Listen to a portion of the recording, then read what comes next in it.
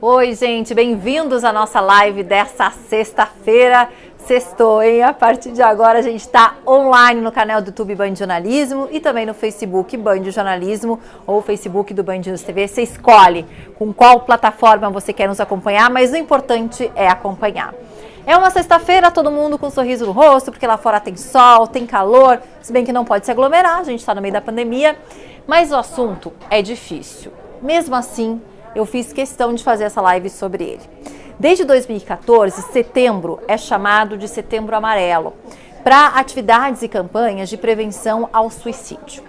É um assunto muito difícil, é um tabu para muitas famílias, muitas pessoas que passaram por essa situação, por uma tentativa de suicídio, ou que conhecem alguém que tiraram a própria vida, não gostam de falar sobre isso, eu entendo, mas a gente precisa falar sobre isso para poder ajudar o próximo. Nós, jornalistas mesmos, até bem pouco tempo atrás, a gente nunca dava uma notícia quando era sobre suicídio, com medo de que isso fosse estimular crimes contra a própria vida. Mas agora a gente está aprendendo que a gente tem uma maneira de se ajudar, que é a comunicação. E os dados são alarmantes, vou te mostrar eles a partir de agora. E foi com eles que a gente decidiu, então, fazer essa live de hoje. No Brasil, a gente tem pelo menos 2.000 pessoas que morrem por ano cometendo suicídio. Sem falar em tentativa, tá? Porque se a gente falar em tentativa de suicídio, aí esse número, infelizmente, é muito maior. Alguns especialistas falam até mesmo em 10 vezes maior. Desse total, ou seja, dá 32 pessoas tirando a própria vida por dia aqui no Brasil. Quando a gente fala de mundo, a gente tem uma morte por suicídio a cada 40 segundos, de acordo com a Organização Mundial da Saúde. Esse dado é muito alarmante, tanto que o Centro de Valorização da Vida fez uma campanha muito bacana essa semana nas redes sociais, falando sobre essas vidas que se perdem a menos de um minuto, uma vida em menos de um minuto no mundo todo por suicídio. Deixa eu mostrar para vocês, porque eles pegaram algumas celebridades e a gente separou a parte da campanha da Ivete Sangalo, para vocês verem um pouquinho. Desafio do check. Jogo rápido da quarentena, sim ou não? Você já se arrumou para ver uma live na sala? Estocou o papel higiênico? Maratonou alguma série? Deu risada pensando na cabela Leila? Chamou o corona de coronga? Já fingiu que estava numa videochamada? Deixou alguém no vácuo no WhatsApp por semanas? Sentiu saudade de estar com os amigos? Mudou de canal para não ter que ver as notícias atuais? Sentiu falta de um abraço apertado? Sentiu tristeza sem nenhum motivo aparente? Já se sentiu sozinho? E sem ter com quem conversar? Pronto. Antes que você pudesse completar um desafio de internet, mais uma pessoa perdeu a vida. A cada 40 segundos, uma pessoa morre por suicídio no mundo. Setembro é o mês de prevenção ao suicídio e precisamos falar sobre a importância da escuta em tempos tão difíceis. Pessoas precisam de pessoas. Como vai você? É uma campanha que começa ali a gente achando como uma brincadeira e a gente vê o quanto é curto esse tempo de 40 segundos, o tempo em que a gente perde uma pessoa por suicídio em todo o mundo. Então é por conta disso, por conta desses números e como falou no final da campanha, né? Pessoas precisam de pessoas, é que a gente está aqui hoje. E para tirar todas as suas dúvidas, te apresento agora a nossa entrevistada da live dessa sexta-feira, que é a doutora Valéria Modio, que é psicanalista. Doutora Valéria, bem-vinda. Muito obrigada pelo convite e muito legal abrir esse assunto que precisa ser falado. Pois é, né? A gente tem tanto tabu, vamos tentar quebrar um pouco desses tabus hoje. Você pode mandar a sua pergunta pra gente, então. Se você está nos acompanhando no YouTube, Band Jornalismo, vai lá e manda a sua pergunta. Pode também falar sobre algum caso. Eu sei que às vezes é difícil as pessoas quererem se identificar. Pode falar de amigo ou manda o caso, que obviamente eu não vou identificar ninguém aqui sem problema nenhum. Também pode nos acompanhar e mandar a sua dúvida pelo Facebook, Band Jornalismo, ou o Facebook do Band News TV. A gente está online nos dois. Vai lá, manda pra gente, inclusive já compartilha com os amigos aí que a gente está online para todo mundo ver. E tem uma terceira forma ainda de você nos acompanhar por esses canais e mandar a sua dúvida para o nosso WhatsApp. O prefixo é 11 999 589588. Está aparecendo aqui na tela. 999 589588. E para começar então o nosso bate-papo, a Verônica Oliveira, ela criou o Instagram Faxina Boa. Hoje ela tá risonha, linda, maravilhosa, é um exemplo. E eu peguei ela justamente porque é um exemplo pra cima. Mas nem sempre foi assim. Ela vai falar, a Verônica, gente, nesse primeiro vídeo, ela vai contar da tentativa de suicídio dela lá em 2016. Vamos ver. Oi, eu sou a Verônica Oliveira, tenho 39 anos. Hoje trabalho como criadora de conteúdo para as redes sociais e sou palestrante. E tenho uma filha de 20 anos e um menino de 11 anos. Há 4 anos atrás, eu passava por um momento de extrema necessidade financeira, trabalhava como operadora de telemarketing e ganhava um salário mínimo, o que não era suficiente para bancar os custos de uma casa e 2 filhos. E chegou num momento em que eu já estava tão afundada na crença de que se eu ainda estivesse aqui, meus filhos não teriam melhores oportunidades, que eu decidi tirar minha própria vida e acreditando que isso ia fazer com que eles fossem mais felizes. Hoje eu percebo que essa foi uma decisão completamente tomada num momento de desespero e que não correspondia à realidade. E naquele momento eu tive uma overdose de medicamentos e a minha filha me encontrou e chamou a ambulância. Eu consegui ser resgatada e levada a uma clínica psiquiátrica, onde eu fiquei internada por cerca de 1 mês. E esse período foi muito importante também de entender que eu precisava de ajuda, porque até então eu não buscava uma ajuda especializada. Eu guardava todos aqueles sentimentos comigo até chegar um momento em que o cansaço falou mais alto e eu só queria parar de sentir aquela coisa de que eu falhei em tudo na minha vida. E de lá pra cá, depois da saída do hospital, é que eu fui percebendo o quanto era valioso pedir ajuda e o quanto é importante a gente pensar em outras formas de lidar com esse sentimento que não escolhendo a forma mais extrema. Bacana. E hoje a Verônica, né, doutora, tá aqui ajudando pessoas que possam estar passando pelo mesmo problema que ela passou e tá aqui linda e maravilhosa, com tudo superado. A Verônica falou de dois temas aqui que eu queria abordar com você, doutora. Um é o fato de que quando ela pensou em tirar a própria vida, ela pensou em fazer isso dizendo que era para o bem-estar dos filhos dela. E muito se fala que o suicídio é algo tão egoísta, que só pensa na pessoa. Então a gente viu que no caso dela, pelo menos, não é bem assim. Então não é um padrão. E ela fala muito também de que ela hoje vê a importância de pedir ajuda. E quanto isso é difícil quando a gente está se sentindo mal, né? Na realidade, o suicídio, ele não é a busca da morte, ele é a busca de tirar aquela dor que está sendo insuportável, né? E esses motivos, quando a gente rotula, a pessoa se suicida por causa disso, daquilo, cada um tem o seu caminho, né? A gente precisa entender a particularidade de cada um. E é importantíssima essa rede de apoio, né? Isso é fundamental e pedir ajuda. É que quando a gente está num momento muito difícil, as coisas não estão claras, então a gente não consegue muitas vezes buscar, né? Mas tem que tentar, assim, primeiro que conseguir, a força que conseguir para ir buscar. Eu acho que é um caminho. Agora, doutora, é claro que quando a gente fala para a pessoa chegar a esse extremo, né, numa tentativa, ou ela realmente fazer e infelizmente acontecer, ela já tem que estar passando aí por algum problema.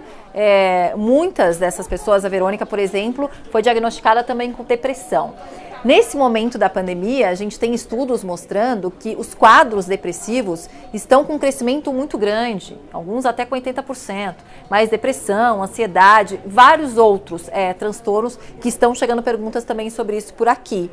A pergunta do Celso Soares é a seguinte: a pessoa depressiva, ela está sujeita ao suicídio? Toda pessoa que tem depressão, ela está sujeita a tentar tirar a própria vida?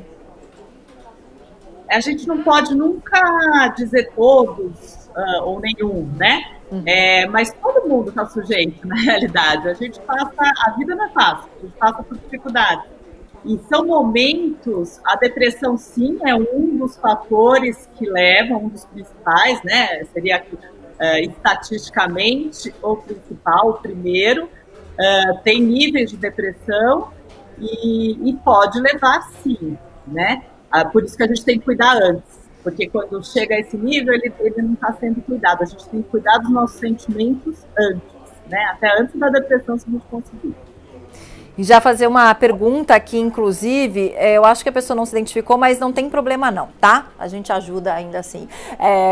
Na verdade, como a gente está tentando ajudar muita gente, a gente está falando que a depressão pode ser ligada ao suicídio, não necessariamente, em alguns casos, tudo depende de caso. E a gente tem essa pessoa que pergunta o seguinte, doutora, ela quer falar sobre depressão com a pandemia e se isso pode levar a um transtorno maior.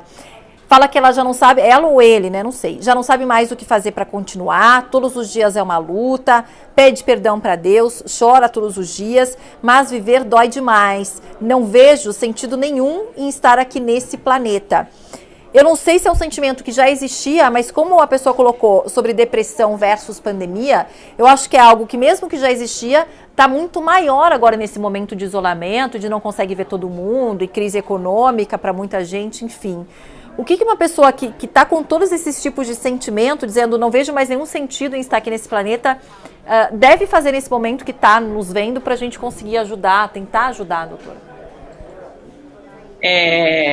A pandemia realmente ela abriu um holofote, né, nos problemas, nas questões. A gente não estava olhando para questões, a gente foi obrigado a se deparar com elas, né? Então, agravou muita coisa, né? Uma pessoa que está assim, com essa dificuldade de viver, a depressão, ela tem isso, né? Esse sentimento de dificuldade de viver, dificuldade de fazer cada coisa do seu dia a dia, tem que buscar uma ajuda. E assim, entender que é momentâneo, que esse sentimento é momentâneo e com ajuda você consegue sair disso, mudar. Não é de um dia para o outro, mas você consegue. Então, tem muitas ajudas hoje, o próprio CVV, muitas, o HC, tudo que são ajudas gratuitas, uma rede de apoio, falar com um amigo, um familiar, um vizinho. Acho que as pessoas também, na pandemia, estão abertas para isso, estão, né, mais sensíveis para isso, porque está todo mundo sentindo as dificuldades da pandemia, né? Então, ela ajudou, acho que nesse sentido. Então, buscar uma ajuda, porque sozinho, às vezes, a gente não consegue realmente, né? E entender que é difícil, às vezes é quase insuportável a gente viver, a vida está complicada mesmo, mas tem solução. Precisa aguentar um pouquinho e com ajuda, pedir ajuda. Então, para você que nos mandou, é procurar ajuda. Às vezes a gente procura ajuda e as pessoas não nos entendem que estão do nosso lado, né? Porque às vezes a gente acha que o nosso problema é maior, a gente tem essa coisa de competição de problemas, ou às vezes um problema que você está enfrentando, você enfrenta de uma maneira mais difícil, de uma mais fácil e vice-versa. Se ainda assim você não se sentir acolhida, tem várias outras formas de procurar profissionais. Fica nos assistindo que a gente também vai falar sobre isso. Mas o importante é você não desistir, tá? E também a gente daqui a pouquinho vai falar sobre o outro lado. Quando a gente recebe essa informação, de que maneira a gente pode ajudar a pessoa que está precisando dessa ajuda. Vamos dar uma olhadinha agora. O Marcos Sadoc, nosso repórter da Band lá do Rio de Janeiro, tem uma pergunta para você, doutora. Vamos ver.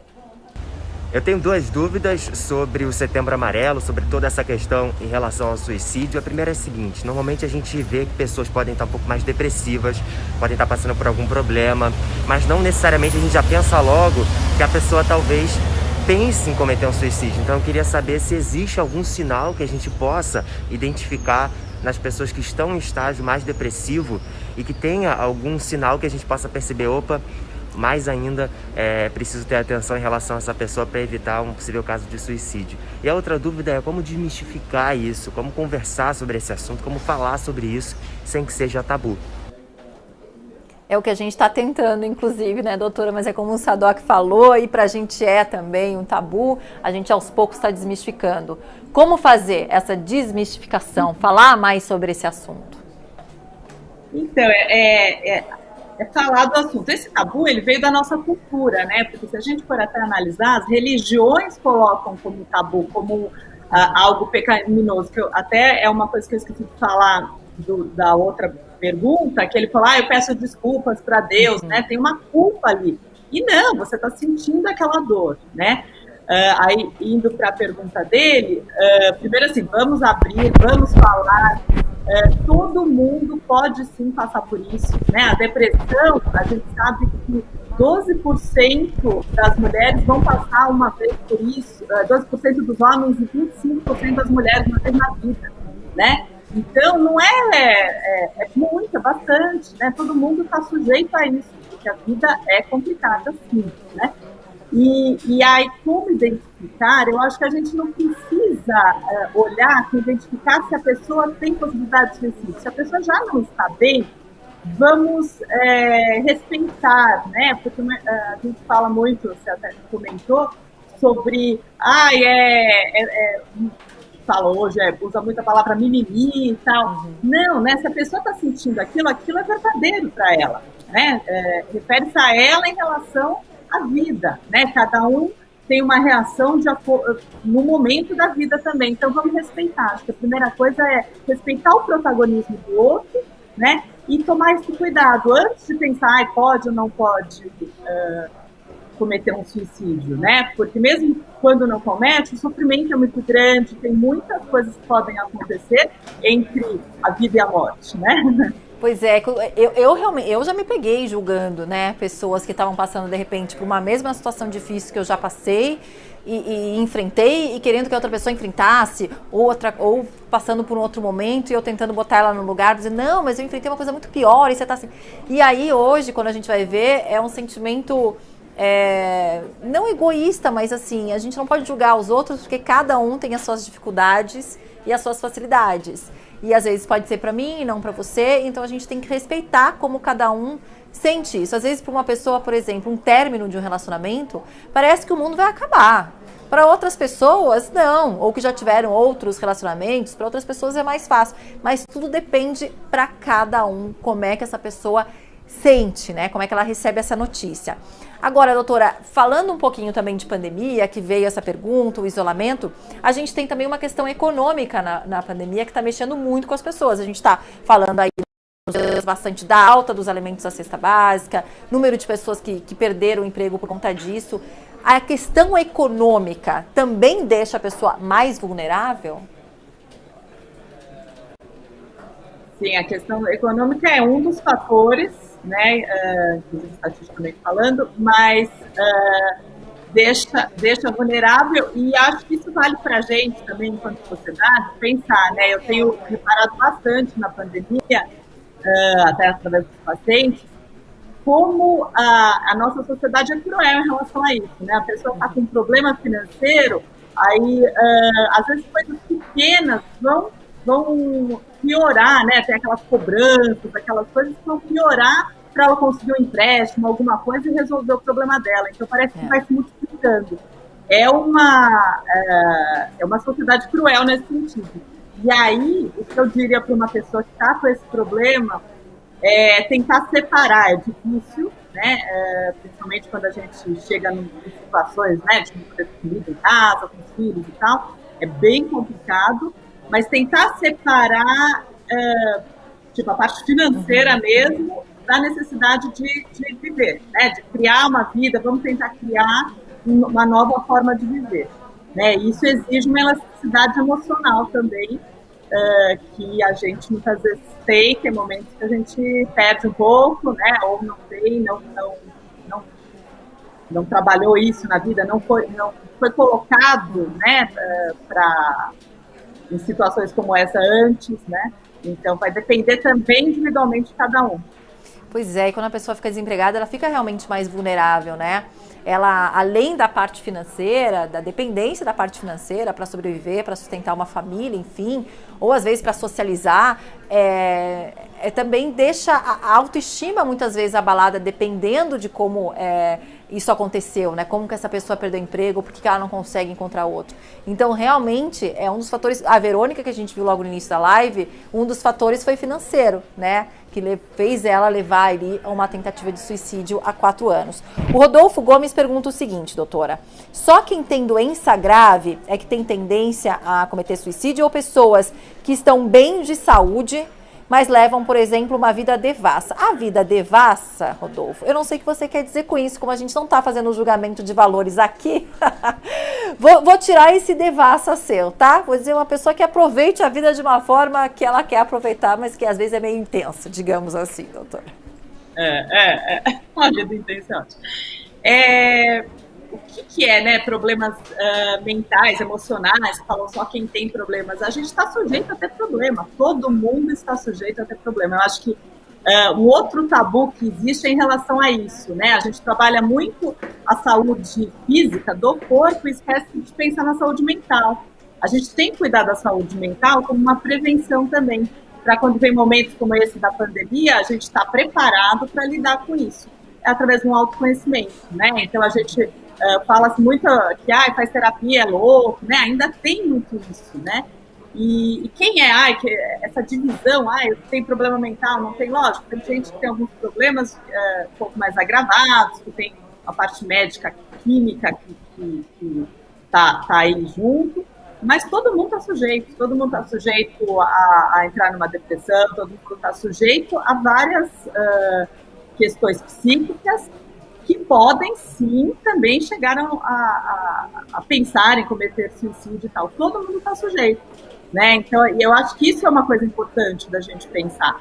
E aí, olhar como prevenção, própria prevenção nossa, né? A primeira coisa que também a gente falou nas outras perguntas é tirar a culpa de um monte de coisa. Quando a gente fala do problema financeiro, é que tem muita culpa também, né? Uma coisa é o problema financeiro de não dar conta. A outra é a culpa, como eu consegui fazer isso, o que aconteceu? Não, é difícil, nosso sistema econômico é difícil a gente sobreviver nele, né? Ele não é uma coisa com um olhar acolhedor, digamos, muito pelo contrário, né? É bastante agressivo a gente viver dentro do nosso sistema econômico, né? Então, acho que a primeira coisa é a gente não olhar com a gente com culpa, ou eu sou saudável, eu não sou saudável, né? Eu sou equilibrado, eu sou desequilibrado. Não, todo mundo tem momentos de equilíbrio e desequilíbrio na vida, porque a vida nos desequilibra, né? E assim a gente aprende a talvez se manter melhor ou com essa elasticidade emocional para se equilibrar depois. Pois é, justamente quando a gente olha pra gente, que a gente está suscetível também, a gente consegue olhar melhor pro outro quando ele precisa da gente. O Douglas Santucci, apresentador do Band Notícias, tem uma pergunta para você. Vamos ver. A minha dúvida é a seguinte: existe um risco maior em pessoas que foram casadas com pessoas que se suicidaram? Existe um histórico familiar, ou seja, se já teve caso de suicídio na família, o risco também é maior? Tem uma questão dessa forma, assim, não genética, mas às vezes viu acontecendo um trauma de repente? Existe essa tendência, também falando estatisticamente, porque passou por aquilo, e a gente até, né, por exemplo, uma pessoa se suicida, ela influencia pelo menos 6 outras pessoas, né? E é algo muito complicado, porque a gente não consegue respostas, a gente não consegue conversar, nem tem essa coisa de desculpa, não desculpa, tem culpa no meio, enfim, fica algo não falado ali. Então, existe essa tendência, que não é genética nem nada, mas do ambiente, né? Então, pode, assim, estatisticamente existe essa tendência, né? Da pessoa achar a mesma saída para a dor dela, mas não é ligado a um histórico, assim, é pelo ambiente, pelo que foi vivido ali, e não encontrar outra saída para a dor. Seu Lopes fala o seguinte pra gente, ele mandou pelo Instagram, ele falou assim: sugestão, jornais e programas esportivos falarem mais sobre o assunto. É isso que a gente está tentando fazer agora. E, inclusive, vou colocar na sequência a pergunta do César Cavalcante, que é repórter aqui da Band em São Paulo, que ele é um cara que me contaram, eu acho que ele nem falei isso na pergunta, mas me contaram, que ele, inclusive, o TCC dele foi sobre suicídio.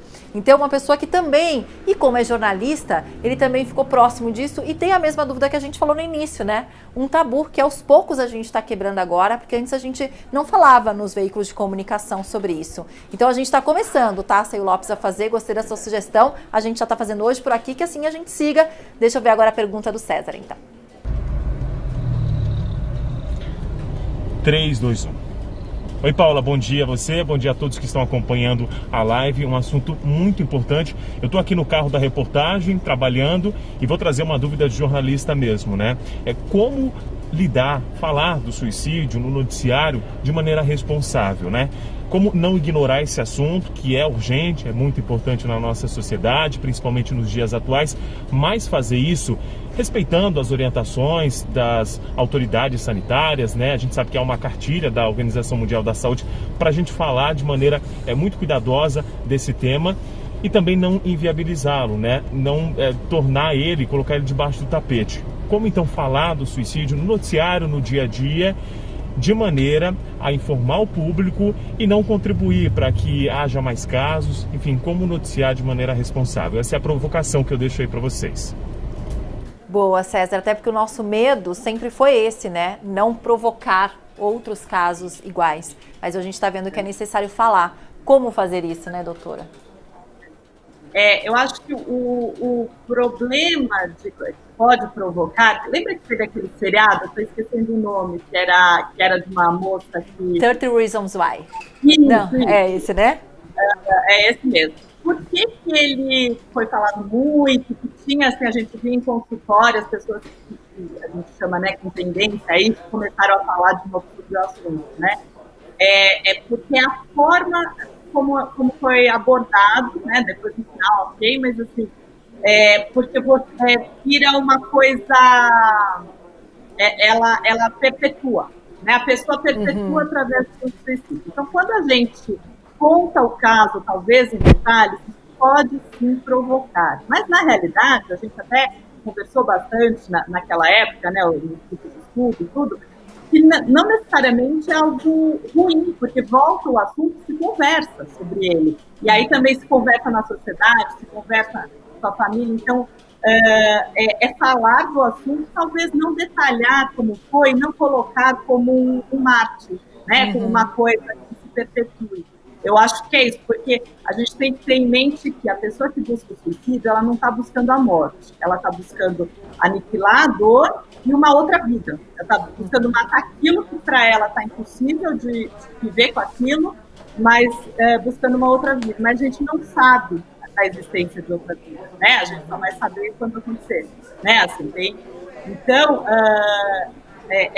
ter isso, ela não busca a morte. Então, se perpetuar, ela está vivendo, né? Então, eu acho que é só nesse sentido, assim.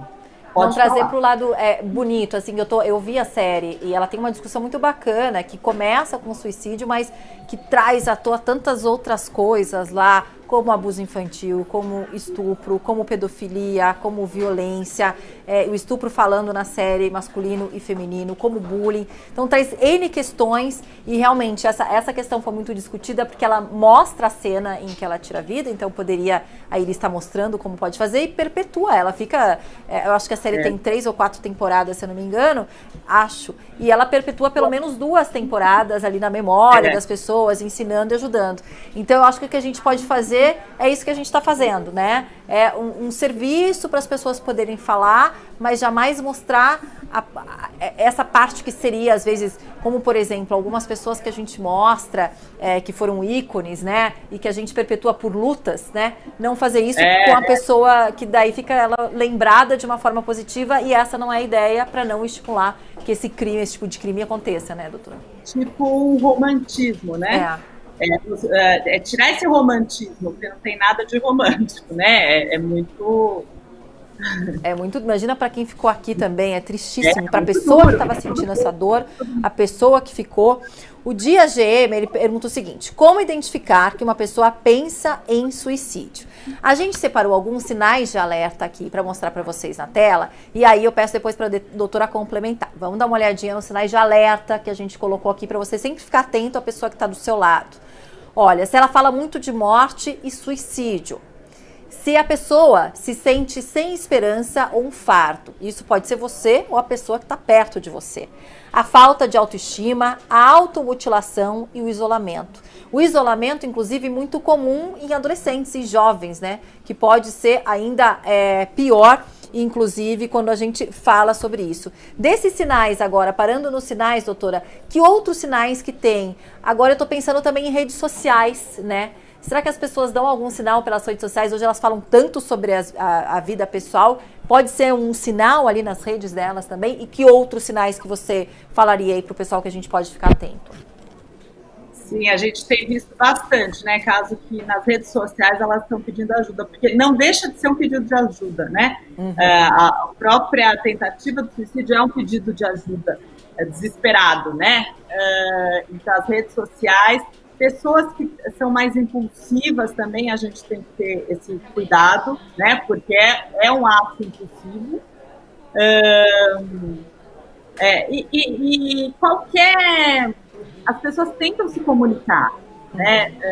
Então, olhar, a gente está vendo muito jovens se automutilando, e aí eu diria até para os pais observarem, e às vezes é impacto do corpo que a gente vê, né? Que não está exposto totalmente, também é um sinal de uma dor muito intensa interna, que aí eles passam a dor para o corpo, né? Mudanças de comportamento para jovem, mudanças de comportamento socialmente, com os amigos,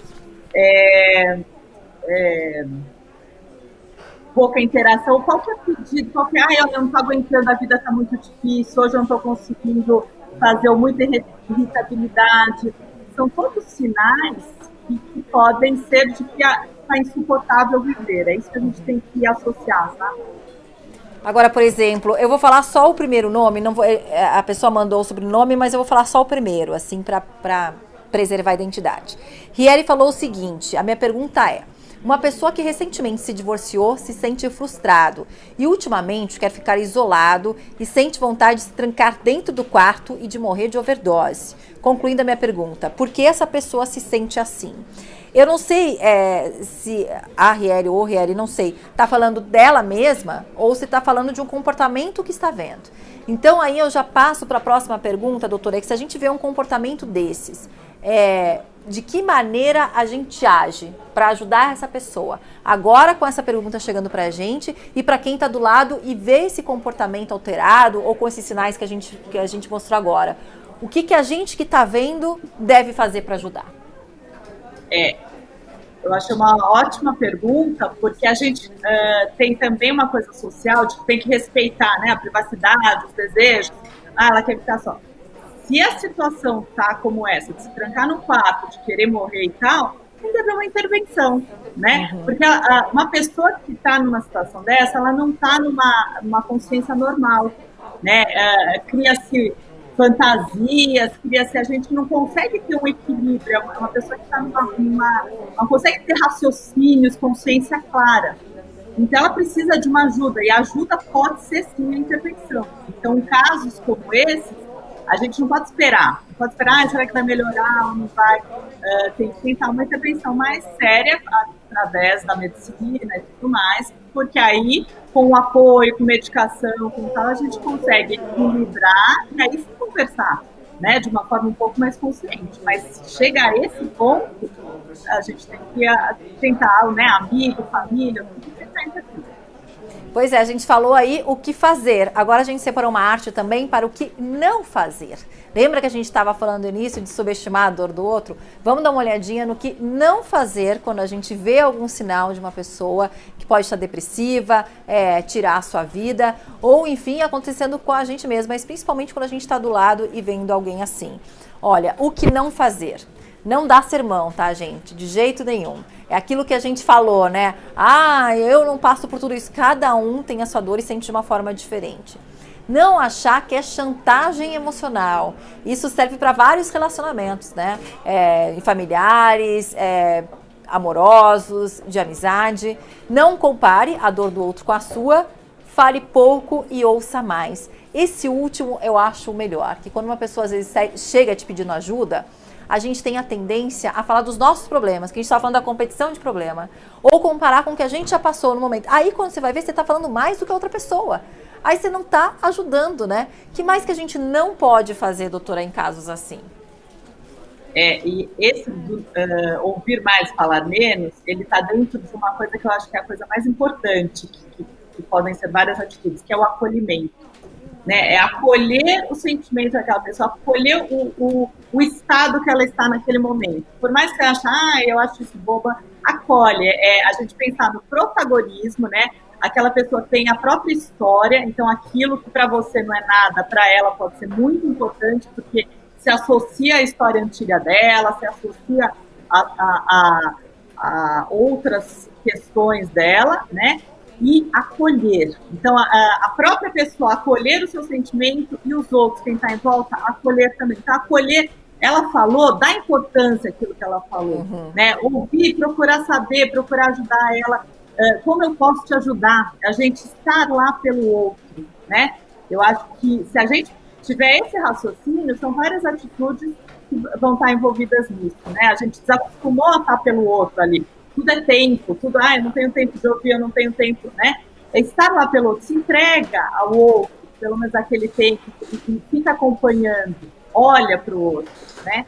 Eu acho que se a gente tiver essa predisposição, já está incluído um monte de atitude. Espero que a gente, com essa live, esteja acolhendo várias pessoas, que vocês se sintam acolhidos também para mandar as perguntas, contar as histórias de vocês, depois ficar revendo a live, mostrar para quem você acha que pode precisar dessa ajuda. Pablo Ribeiro, meu colega lá de Band News TV, apresentador, tem uma pergunta também, vamos ver. Oi, Paula. Oi, pessoal. A gente sabe que a pandemia do novo coronavírus está longe de acabar, infelizmente.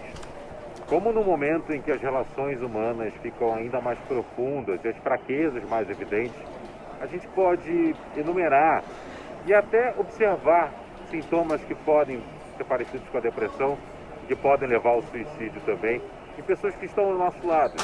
Por exemplo, nossos pais, nossas mães, irmãs, irmãos, mulheres, maridos e por aí vai.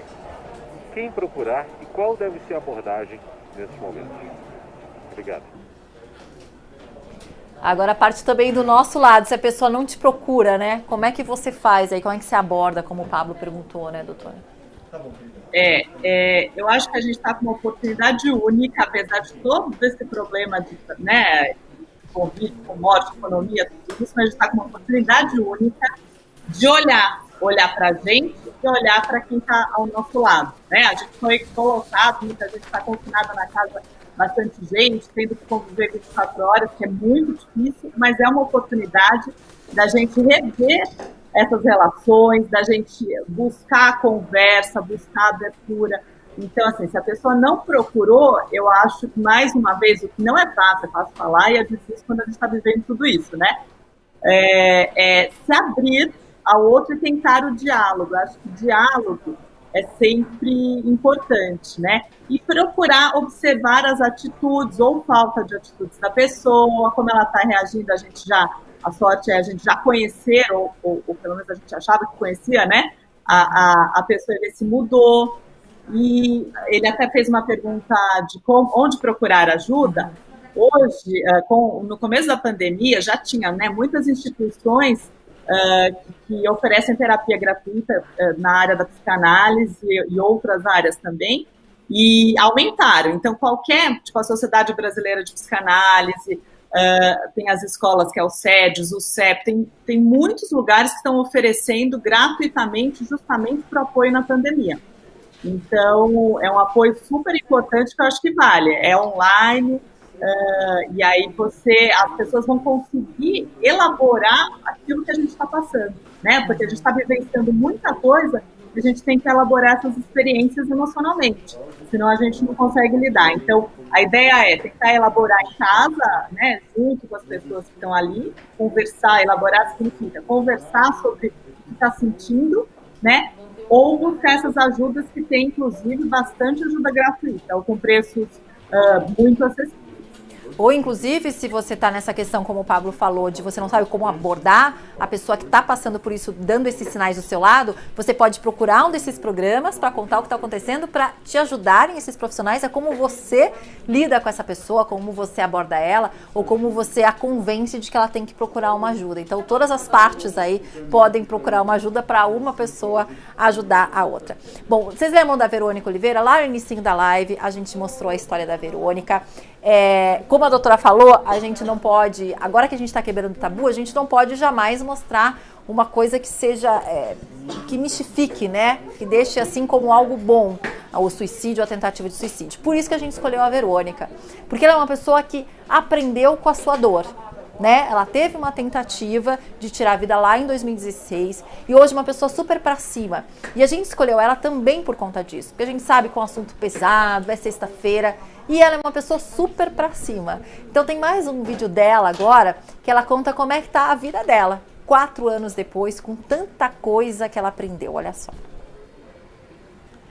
E no momento em que eu saí da minha internação psiquiátrica e tinha que dar continuidade sozinha ao meu tratamento, uma coisa que me ajudou muito foi descobrir o prazer de trabalhar numa outra profissão. Então eu deixei de trabalhar em call center, deixei o telemarketing para trabalhar fazendo faxinas, que também não é um serviço muito bem visto pela sociedade. E percebi a forma como as faxineiras eram tratadas e resolvi usar as redes sociais para me expressar e contar um pouco do meu dia a dia. Depois, com o tempo, essa plataforma que eu criei ali nas redes virou um grande espaço para debater a prestação de serviços no país e a forma como os prestadores de serviços são vistos. Gerou muitos outros trabalhos, então hoje eu trabalho fazendo palestras. Eu nunca digo para as pessoas, inclusive, que esse trabalho da faxina e das redes sociais me tirou da depressão, porque eu faço acompanhamento médico até hoje, eu cuido muito para que as pessoas entendam que se ela tem um problema, ela pode buscar ajuda e fazer com que esse assunto seja falado de uma forma mais tranquila. Então não importa se eu tô literalmente limpando, não importa se eu tô limpando a alma das pessoas ali, falando com elas pela internet, eu só quero que as pessoas entendam que tá tudo bem. Tá tudo bem, se você tem um problema físico, você busca um médico. Então, se você tem um problema sentimental ali, um problema na sua cabeça, um problema no seu coração, busca um médico. Se você tem uma tristeza que não passa, busca um médico, busca ajuda, converse com pessoas especializadas. Nem sempre o seu amigo vai ser a pessoa mais indicada para falar o que você...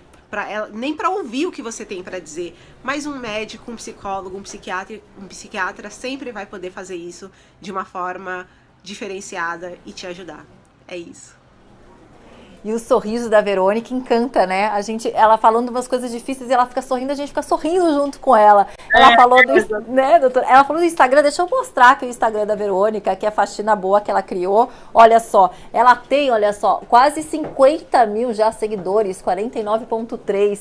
E olha só, ela é super alegre ali, ela participou também de outros programas de televisão.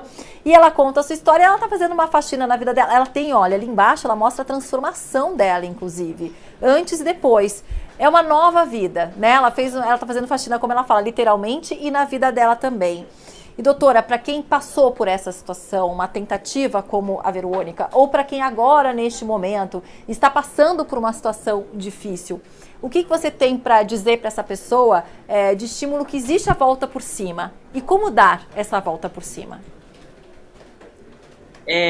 Primeiro, eu quero falar uma coisa que eu achei muito legal dela, ela se livrou de preconceitos, né? Uhum. Eu acho que porque isso é uma das características que leva ao suicídio, pessoas que têm são mais rígidas, né? Rígidas, e aí significa que é rígida também ao que a sociedade exige da gente, né? Então, para dar a volta por cima, uma das coisas é essa: se livra disso que dizem que tem que ser assim, tem que ser assado. Busca em você o que para você faz sentido. E ela fez um caminho, você viu que é um caminho, né? Não é uma coisa assim de um dia para o outro, nem nada, é um caminho. E é um caminho constante, né? Um caminho que às vezes é árduo, né? Tem momentos complicados, difíceis, mas é um caminho, e o que ela fez, ela foi elaborando tudo isso, né? Aí ela viu, nossa, quanto preconceito tem dentro da história da faxina, deixa eu lidar com isso. Ela tirou também o tabu, né? Ela está tirando os tabus da vida dela e transformando isso em vivências, né? E a dor é um caminho. Quando a gente passa por momentos complicados, é uma grande oportunidade de transformação. Então, para quem está nesse momento complicado, pode enxergar como essa oportunidade de transformação, né? Sair dela e traçar e percorrer esse caminho. Só tem que ter em mente que sim, é um processo, é um caminho, não é do dia para a noite, e a gente foi muito acostumada a soluções imediatas. Não é, mas é um caminho que pode ser muito gostoso, de muito aprendizado, de muito autoconhecimento, muita felicidade mesmo, né? Mas tem que traçar, tem que ir. Vai com fé. Doutora Valéria, muito obrigada pela sua participação. Espero que nessa conversa a gente já começou a quebrar um tabu aqui também, né? De fazer um live Tire Suas Dúvidas para falar sobre Setembro Amarelo, para falar sobre suicídio, com algumas pessoas relatando as perguntas delas, as dúvidas delas sobre esse assunto e até o momento que elas estão vivendo. E lembrando, lá no início, quando a gente falou, né? Pessoas precisam de pessoas e pessoas ajudam pessoas. A gente pode salvar uma vida se a gente olha para o lado e vê que uma pessoa está pensando, pode vir a pensar em suicídio. A gente pode salvar a vida dessas pessoas oferecendo ajuda ou buscando a melhor ajuda para ela. E quebrando os tabus para todo mundo poder falar, como a Verônica falou pra gente a história dela, com aquele sorriso no rosto, quebrou o tabu de falar da história dela, quebrou o tabu de trocar, ir para uma profissão que muitas vezes as pessoas, como ela falou, né, que às vezes as pessoas subestimam, e não é nada subestimado, porque agora muita gente tá na pandemia tendo que fazer faxina, viu o quanto fácil essa profissão não é, tá? Então, assim, quebrando os tabus, pelo menos a gente está começando.